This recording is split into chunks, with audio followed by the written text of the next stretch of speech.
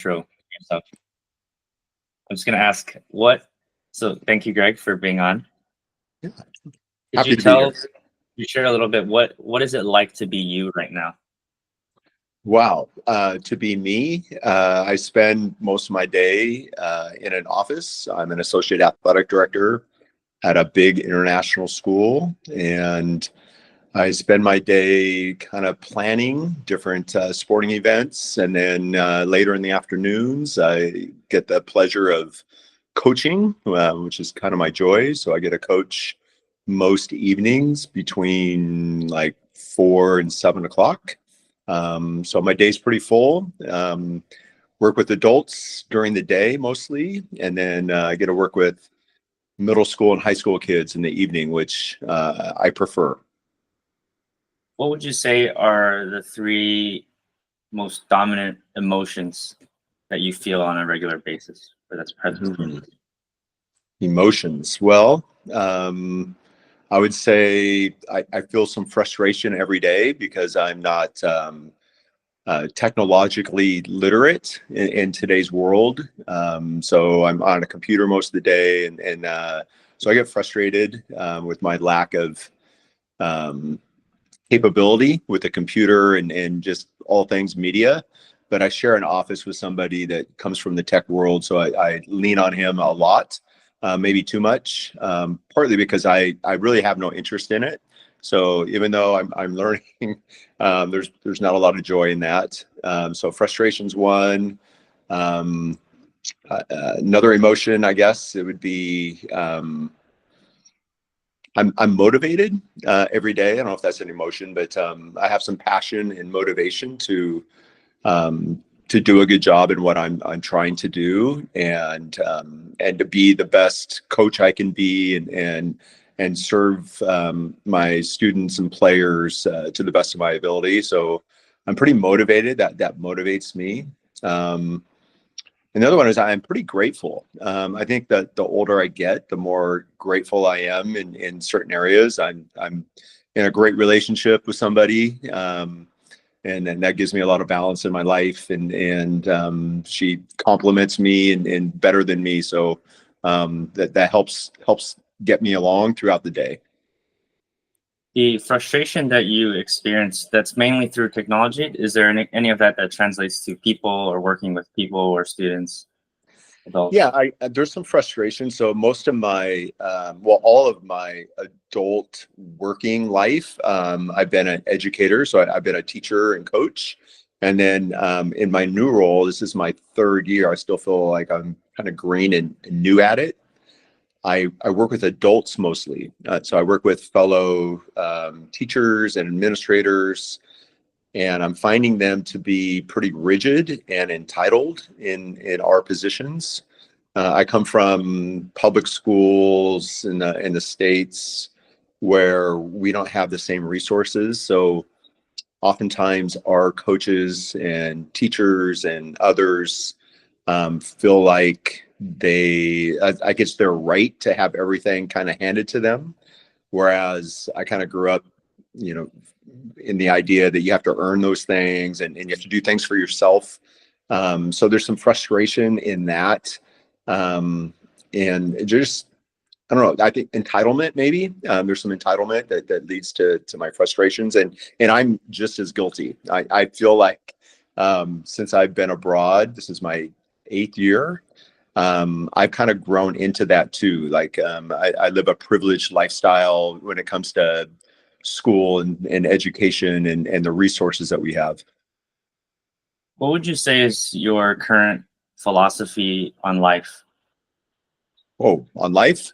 Um, oh, that's big. Well, there's a few things that I've written down and try to kind of live my life by. But it's a work in progress for sure. So one of them is be good.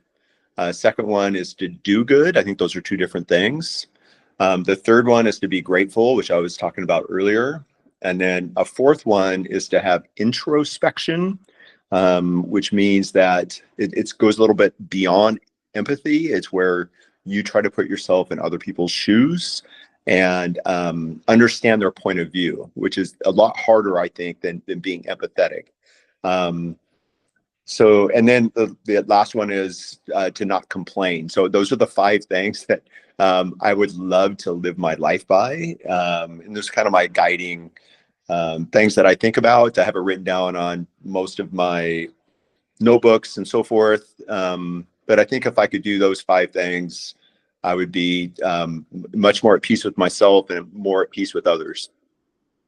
Do you have a kind of life mission? If you could sum it up. Whoa. I don't think I have a mission. So I have 3 children that was the center of my life until they grew up and now they're adults. So I don't really have that connection anymore, or the need to have that connection. So now I have a partner that I've been with for 6 years. And it's super exciting to kind of look in the future with her and to see where that's going to take us. So I feel like I'm kind of leading a different life now than I did prior to going international about 8 years ago when I landed in Tokyo. So I feel like you've probably heard of people that are on their midlife crisis or second midlife crisis. I didn't really feel like I was in a crisis, but I feel like my life really turned for the better, and in an exciting way with a different job and a different, living outside of the United States and meeting my partner. So, How should I word this? Can you kind of describe your learnings and growth in terms of partnerships or relationship with the opposite gender over the course of your life? Well, I had a really good family life growing up. 2 loving parents and 7 siblings. So I'm part of a big family. There's eight of us. And growing up, we were pretty close, even though we were spread out in age. And I have 5 sisters, and I've been divorced. So I feel like I've had lots of, you talked about the opposite gender, lots of experience with the opposite gender in different ways. So I think just growing up with sisters and having an amazing mother, I've always respected everybody and the opposite gender, and I don't know, I just felt very fortunate in the situation that I've had in my life. So I think that's helped shape me to who I am today. I just had so much respect how my mother and sisters kind of carried themselves and went about the way they, their life, that it kind of grounded me, I guess. And yeah. So how have you learned or grown since being in Asia? So most of my focus when I was in the States was I was divorced for years, and so my focus was on my children that were going through school, and they went to the same school that I was teaching, which was a blessing. I got to teach them in class, got to see them all the time at school. I don't think they liked it, but I liked it. It was one of the best things that I've done.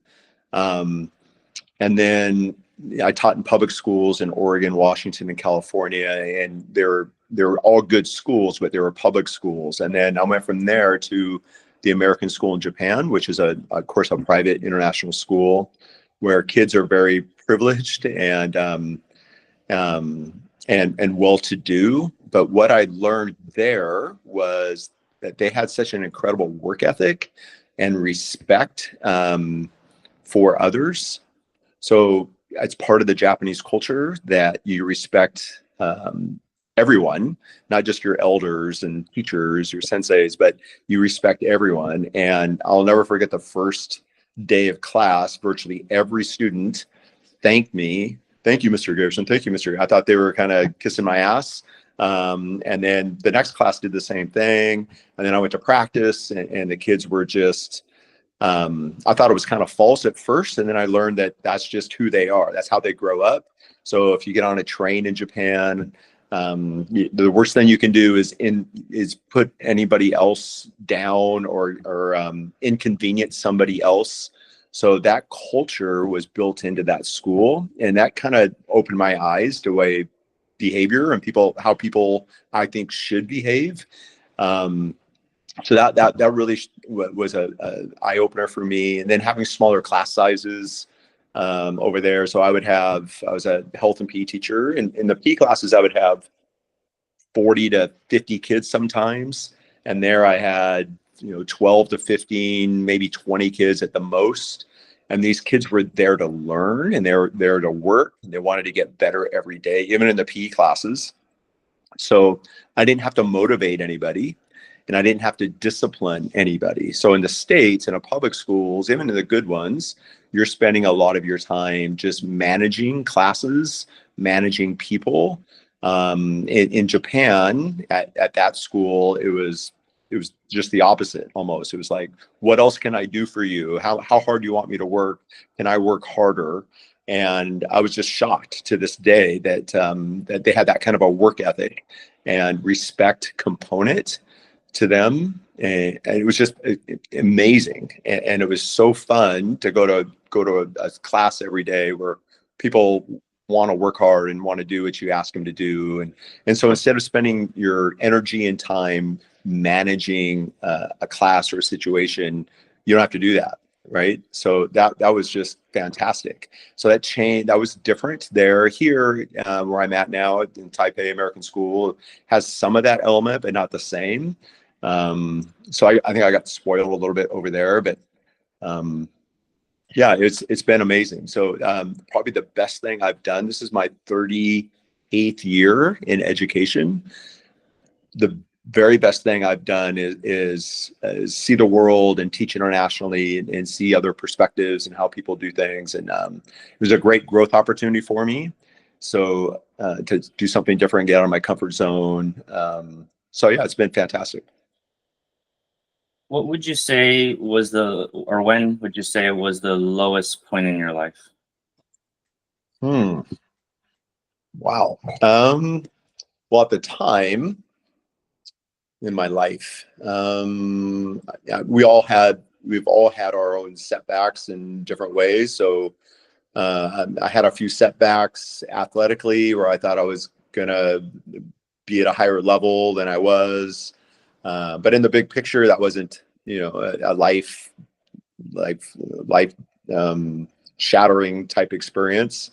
I think getting divorced was definitely one of the hardest things, especially when I had 3 younger children at the time. That was really difficult. Yeah, I think that was probably the most difficult thing in the big picture of my life. If you don't mind me asking, how do you interpret, or what do you think led to the divorce?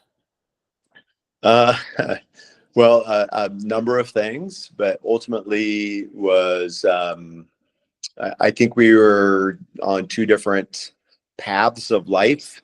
I think me coaching 3 sports and being consumed by my coaching and working probably didn't help when my kids were young.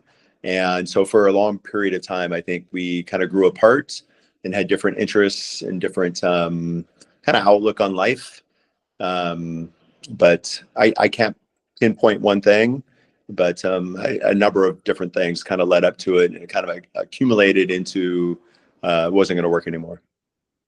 Is there any advice you could give to younger people so that they can maybe not, like, to pick the right partner in a sense? Yeah, I think well, the advice would be to be a great communicator, have that person be your best friend if you can. Maybe so this is my current partner. You might find this odd, but we spend a lot of time together, and a lot of my friends and so forth, they're shocked that we literally eat breakfast, lunch, and dinner together every single day. We go to bed at pretty much the same time every day, It helps that we share athletic backgrounds, and she likes sports, and I'm a sports guy, but and she does her own thing, and she has her own hobbies that I don't have, but the core things we do together kind of as a team. And she's been pretty forgiving of me and who I am, I think, over time. And so it works for us. And I think every relationship's different and unique. But I think you have to have some fundamental things that you guys align with, you and your partner. I used to think it had to do with faith and other things, but I don't necessarily think that anymore. So we share meals together, but we're completely opposite. She's really a healthy eater, and I'm not. She'll eat everything, and I'm a meat and potatoes, typical U.S. terrible diet. But I like to exercise, so I kind of make up for it. But so you don't have to have everything the same, but I think if you have some common tenets, it's going to help your relationship. Do you have any regrets in life? I have some athletic regrets, for sure. Like I played 2 years of junior college basketball, and I was supposed to play. I played 4 years of small college baseball, and I got recruited to play both basketball and baseball, but I was a better baseball player than basketball player, and I had a chance to play pro baseball, so I focused on baseball. But when I finished my athletic career, I ended up basketball coaching was what I enjoy the most. So I wish I would have played my last 2 years, just to get that experience and to learn more. So that's a big athletic regret. Um, I could have gone to a big time baseball school, Division I, top of the line, but I would have had a walk on, and I kind of regret not trying that, to see if, challenge myself to see if I would have made it. I had a chance to play pro baseball, and I turned that down because I was a realist. I knew I wasn't going to make it to the major leagues. I don't know if you know how baseball works, but it goes like single A, double A, triple A. And I knew I wasn't going to get that far, and it didn't pay much. So I regret not trying that. So I have some regrets of not kind of going for a few things and athletically. School wise, I don't really have any regrets. I loved being a teacher. I love the path of education. I like being around kids. So I don't really have any regrets that way. I kind of regret that I didn't try international teaching earlier in my life. My oldest brother is an international architect, and he had been telling me for over 20 years, "Hey, you gotta try this path. That's the where it is, and the direction to go." But my kids weren't going to move. And then my other brother actually beat me to the punch. He taught internationally, and he said the same thing. So when my youngest graduated, that's the summer I left to teach in Japan. So I kind of regret not doing that earlier, but I don't think I could have. But yeah, the other thing, since we're talking about life stuff, is might allude to this a little later, but the older I get, the more I want to live in the moment, and being mindful of that, and not worry so much about the future, and certainly try not to worry and dwell so much on the past. So my partner Mayumi, one of the first things she asked me when we were dating was, how do you see things going? And I said, hey, I just want to live for today. And she interpreted that as, oh, I don't see a future with her. So we kind of joke about that, or she jokes about it. But yeah, so the older I get, the more I kind of just want to live for today, and not, worry so much about 10 or 15 years from now. Do you have any bucket list items you'd like to? There's still I'm a late life traveler. So when I went to Japan, I didn't have a passport. So 8 years ago, I didn't even own a passport. I'd never been out of North America. And then when I went to Japan, I started traveling a little bit. And then here in Taiwan, it's even easier to travel. So in the last few years, we've traveled all over the world. and to see different cultures and communities and cities, and it's been fantastic. So I want to continue doing that. So bucket list, we still have some bucket list destinations to go, because I haven't seen that much of the world. So that's kind of a bucket list. I'd like to experience like a NCAA championship game for basketball, maybe. I think that'd be fun. I'd love to see the Olympics. I'd love to be a spectator at the Olympics. We had tickets in Tokyo, and then COVID kind of flushed it out. So yeah, at some point I'd like to do that. So yeah, that's kind of my bucket list. It's a little bit change of topic, but where do you think the part of respecting all people, or not, like that part of the Japan's culture, where do you think that comes from, and why do you think it might be missing from the culture in the United States? So I haven't obviously lived, I've only lived in here in Taiwan and Japan and then the US. I haven't lived elsewhere, but I don't think it's duplicated anywhere else that I'm aware of. I have never heard anybody talk about it. I think you have to kind of live there or spend a lot of time to truly experience it. As an example, my first week in Japan, I was walking, I think, from my apartment to school, and people were wearing masks, and it wasn't even during COVID, really. And I asked somebody, so well, why are people wearing masks? And they said, oh, they might be a little sick, and they don't want to make you sick. I thought it was kind of them being disrespectful or rude. And then you're on the train, and there's no eating on the train. There's no drinking on the train. There's no chewing gum. You're supposed to be very quiet because you don't want your conversation to disturb somebody else. So all that stuff, I think, is I don't know the history of Japan, but I know it's ingrained at a very early age that this is our culture, this is what we do, this is kind of who we are. So I don't know how, I don't know, but they respect their elders. The other thing they do, like most Asian communities, they take care of their families. They don't put them in old folks' homes like they do in the States. That's important, that you kind of take care of your own and take care of your community. The other thing that was amazing, that my first weekend in Tokyo, and I was jet lagged, I was up like at 5 a.m, and I'm in this little town, a suburb, and all of a sudden I hear sweeping, and all these older senior citizens are out with their own brooms sweeping the streets, because they want things to look nice, right? And they're not getting paid. They just want their community to look nice. And I don't know where that comes from, and but I just wish. So another example, I learned this from my partner, that when they're in school, they clean up after themselves. They take turn. They clean up the cafeteria. They put stuff away. They have to take the rotations of, cleaning the bathrooms and doing. And this is at private schools. It's not like public schools.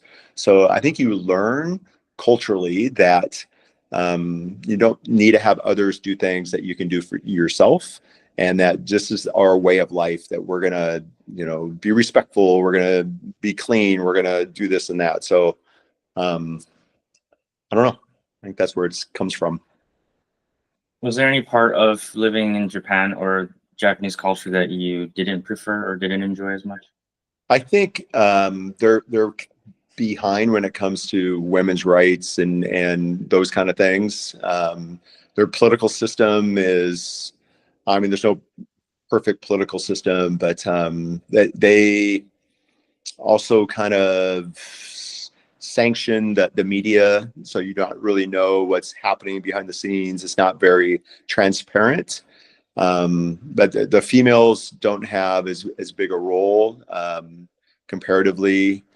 Um, those things in that country, but I don't know.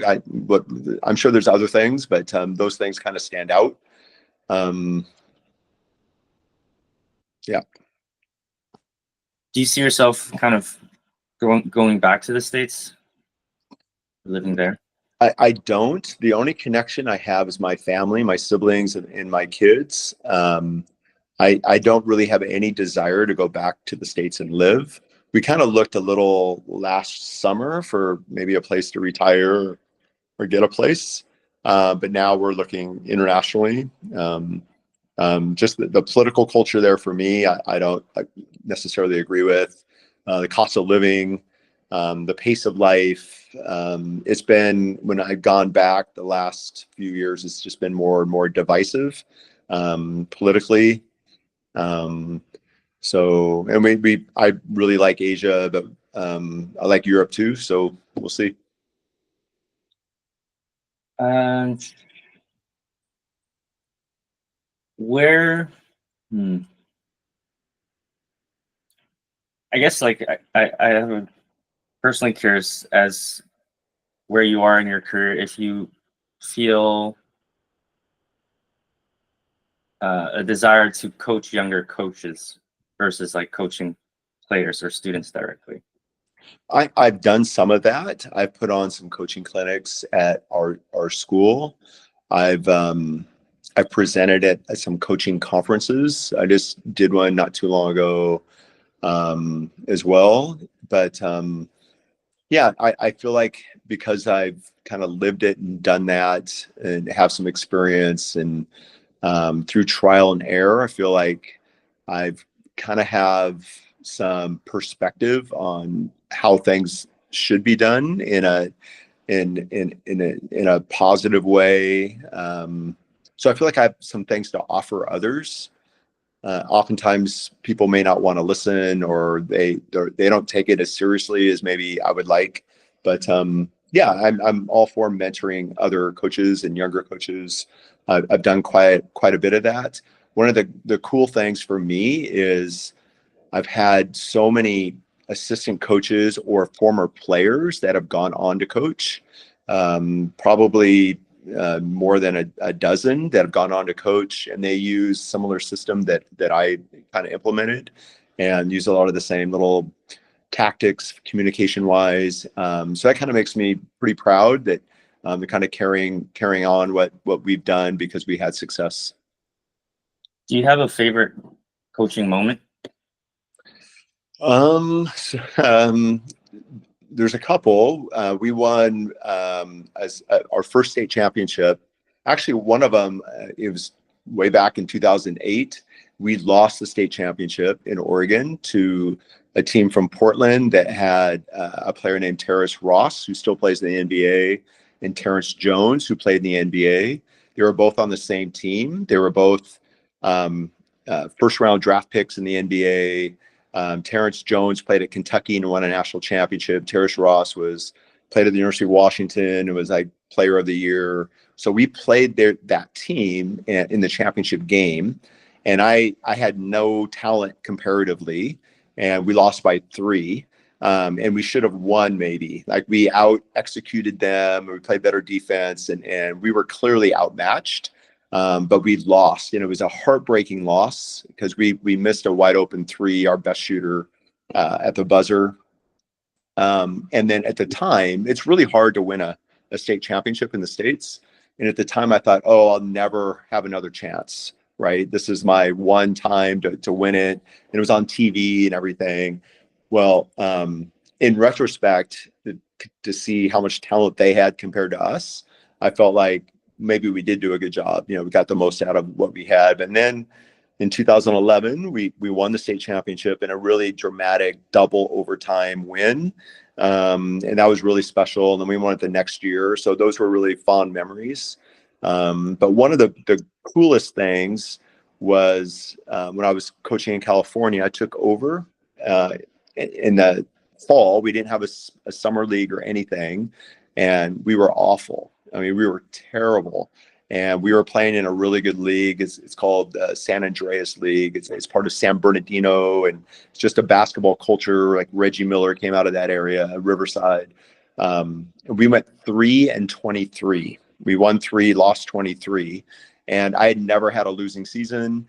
And I was like, but I coached. I think I did my best coaching that year just to win those 3 games. And the next year we were like 16-5, and then we just got better and better after that.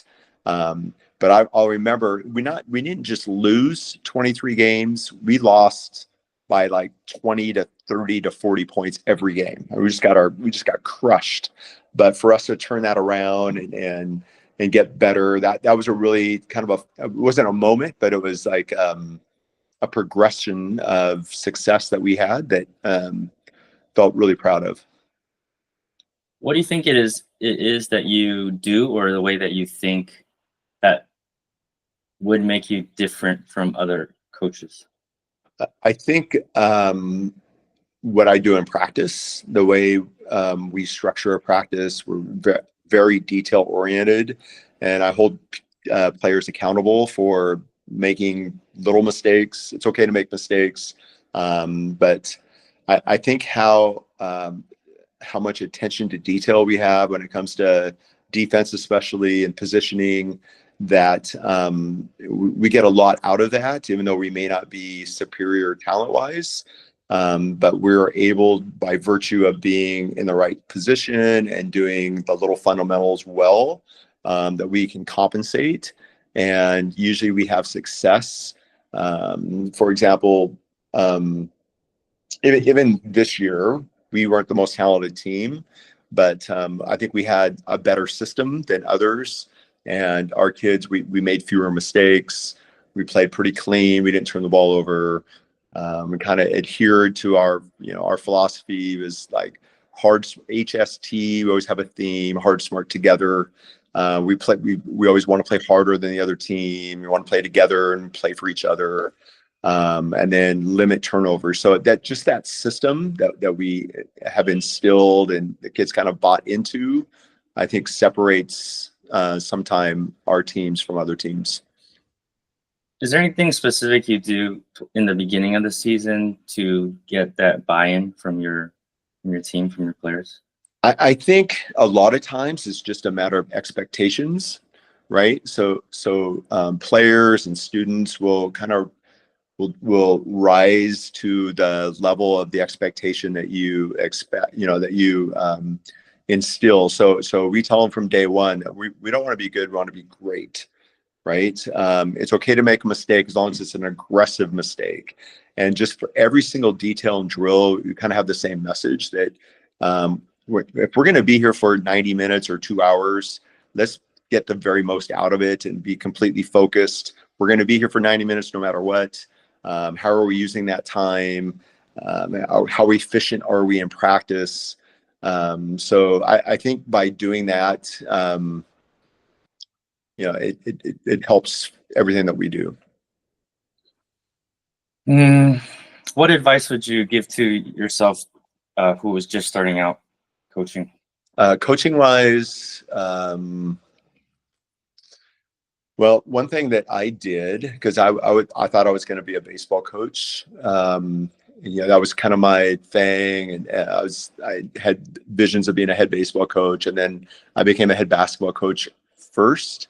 And I went to, probably over the course of my career, probably over 100 college practices.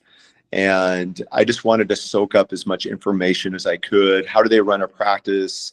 Why is this program so good, and so forth? So I've seen junior college, high school, junior college, Division III, Division II, Division I, multiple practices. And oftentimes the best teachers are those high school coaches or Division III coaches, because they have to be. They don't have the same talent level. So the advice I would give is just to soak up as much information as you can by somebody that you want to emulate. So for me, I always loved Duke basketball, Mike Krzyzewski. So when I was younger, I got all their CDs and all their stuff and just watched everything, and you just kind of pick and pull and use things that you can apply and that fits your personality. And the other thing I learned from an early time was to try to be myself and not be Willis or not be, somebody else, right? Because it wouldn't work if I'm trying to be somebody else. But So that was good advice I got. I've always tried to do that. You know, I've stolen everything that I've done from somewhere. And I try to give them credit when I can, but you know, you got to be yourself, find the right system that you kind of like. At first I wanted to be a running team and press full court, and because that's the style of basketball I like to play. But if you don't have the personnel, it may not make sense, right? So you have to kind of adjust your system and what you teach and do based on, because we're not recruiting at the high school level. So like when we were really good in the States, I had big 6'7", 6'8" post players that, you know, we went inside out, you know, that was our focus. And then other years we don't have any posts and we have guards that are dynamic. So we'll kind of change our system a little bit to be more guard oriented. So kind of be flexible. I would say soak up as much information as you can. Find people that you emulate and copy them, and then be ready to make adjustments based on your personnel.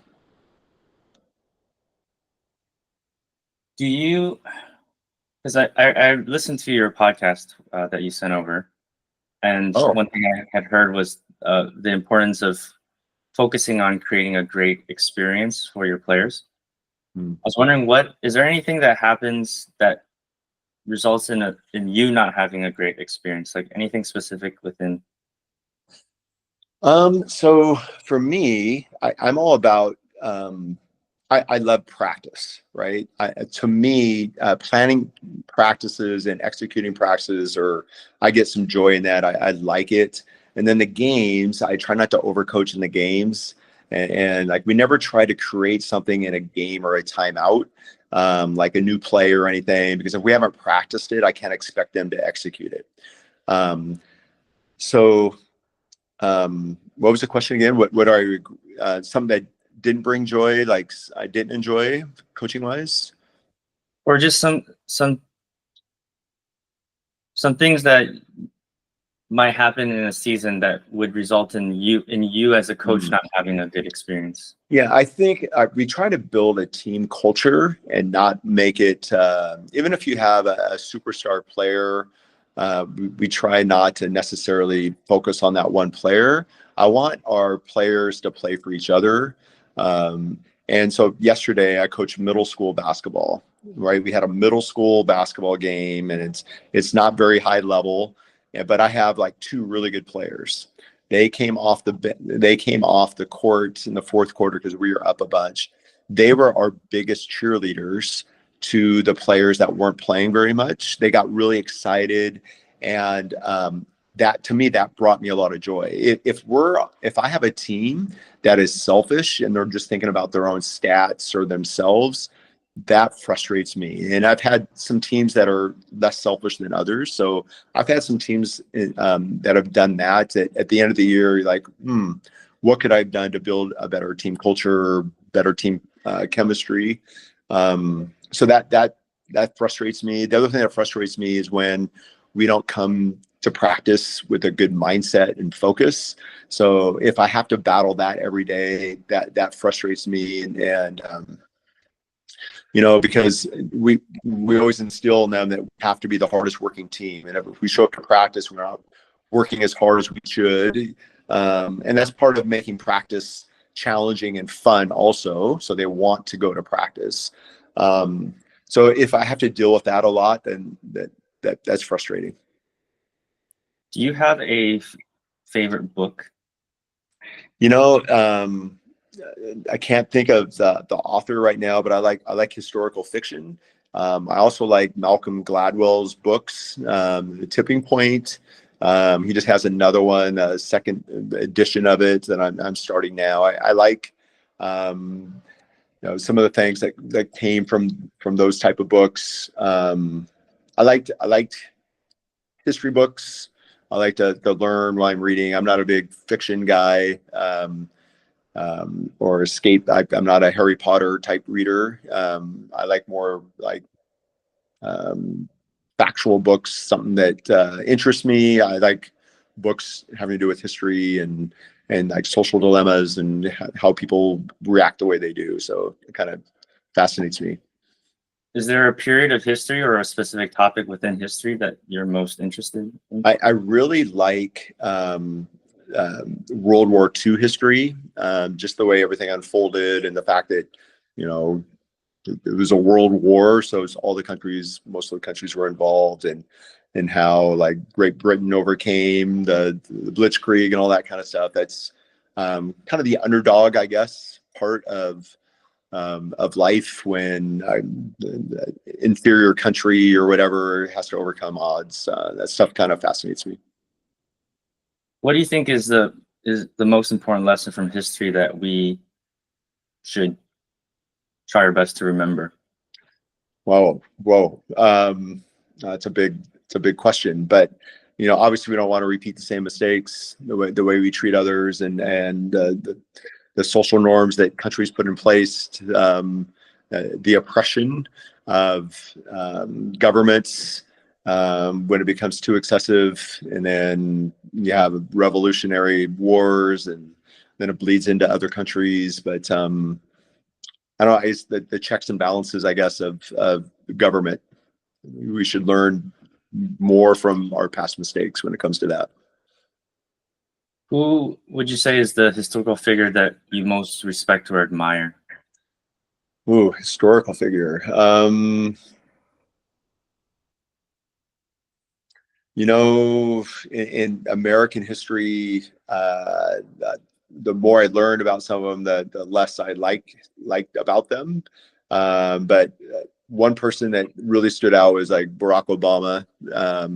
I guess he's not a historical war figure, but a political figure that changed a lot of mindsets and norms, and you know, being the first Black president and all that. And I actually coached his niece. She was on my team, and so a little background there. But and she was fantastic. She was amazing. So yeah, I don't know who else offhand. Do you have a favorite quote? I'm not necessarily. I'm not really a quote guy. I told you the 5 things that I would like to model my life on, but not off the top of my head. Sorry. Okay, no worries. So on this podcast, I have the last guest leave a question for the next guest, not knowing who the next guest will be. And the last guest left, what is the mask you carry in your daily life, and how have you hidden behind it? Ooh, that's the mask, my daily life. You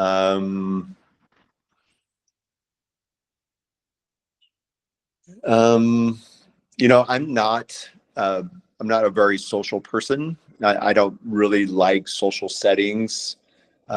So in the job that I'm in, oftentimes I have to be out in front and in bigger groups. So I guess there's a little, I kind of pretend that I don't enjoy that. So I guess that's my mask, is that I'm more of an introvert than an extrovert. Okay. What question would you like to leave for the next guest? Wow.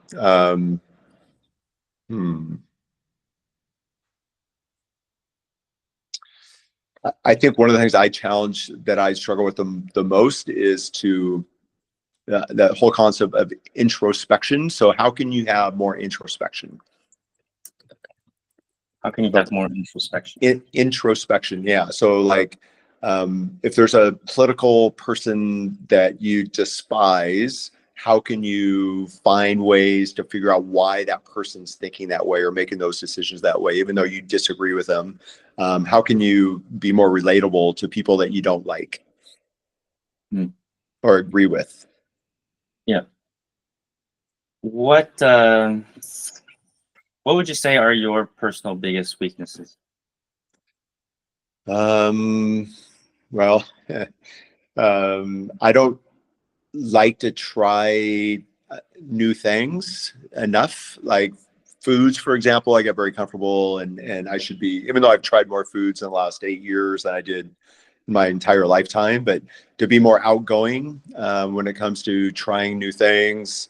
The technology thing is I don't really like it, but I should be more adept at it and be more educated at it. And I don't spend the time doing it. Learning a language, I think, would be something. I mean, I'm not bilingual at all, but my partner is, and to be in another culture, you can't really experience and get to know other people in another culture unless you speak their language.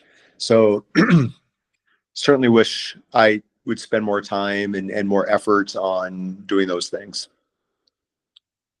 Do you ever feel like you are not enough, like who you are or what you know? Yeah, all the time. Yeah, I feel like I should be a better partner, a better coach, a better educator. Certainly in my job, I'm an assistant athletic director. I should be able to manage things at a higher level. So yeah, I think we all feel that way to an extent. I guess in retrospect, the things that when I didn't feel that way, always kind of centered around sports because I was pretty successful in sports. So that kind of boosted my ego, and I felt really good about how I was performing in the sports that I played. Mm, what do you think your partner would say about you, like in terms of your strengths or what she appreciates about you? Hmm. Uh, I think she's in earshot, so let me think what she would say. I think she would say that I try hard, and that I think I'm a good listener. She may not say that, but I think I'm a good listener, and I think I'm empathetic, like for the most part. What do you think your children would say they appreciate about you? My children, I think they would say that when I lived in the States, I was always there for them, and that I put, other than my day-to-day coaching stuff, I put them ahead of everything else, other than my job, I should say. But I think they felt like they were the priority. I hope they felt that way, and that I loved and cared for them. Awesome. Is there anything else you want to share? No, other than you asked a lot of very difficult, like high level, deep questions. So thanks for putting me on the spot. Thank you for your time and for answering them as truthfully and vulnerably as you could. So I really appreciate it. Yeah, my pleasure. I have a lot to review and listen back and take the nuggets of wisdom. So Okay. thank you. Yeah, you're welcome. All right. Thanks a lot. Thank you. Okay. Take care. Bye-bye.